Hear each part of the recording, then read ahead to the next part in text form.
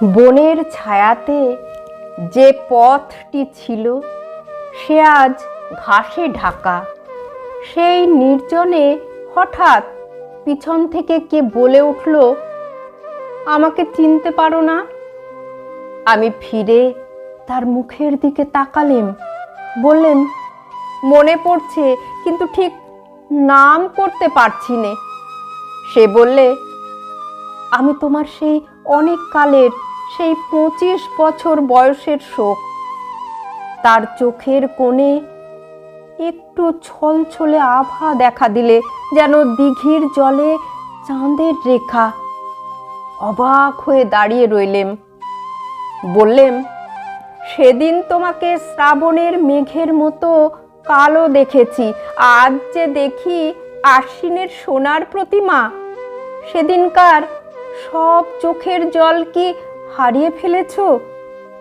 কোনো কথাটি না বলে সে একটু হাসলে। বুঝলেম সবটুকু রয়ে গেছে ওই হাসিতে।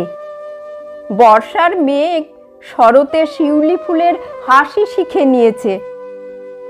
আমি জিজ্ঞাসা করলেম, আমার সেই 25 বছরের যৌবনকে কি আজও তোমার কাছে রেখে দিয়েছ?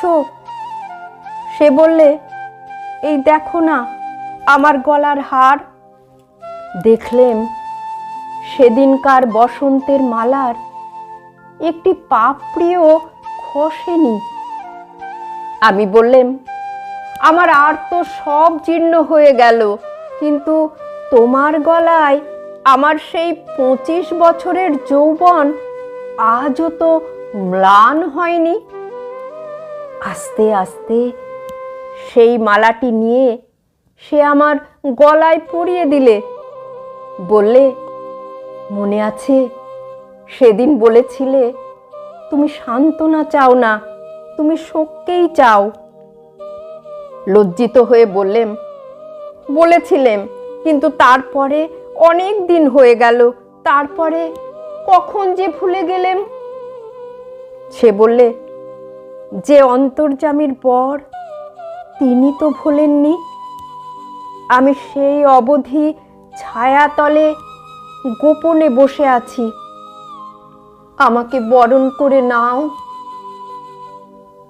আমি তার হাতখানি আমার হাতে তুলে নিয়ে বললেম, এ কি তোমার অপরূপ মূর্তি? সে বললে, যা ছিল শোক আজ তাই হয়েছে শান্তি।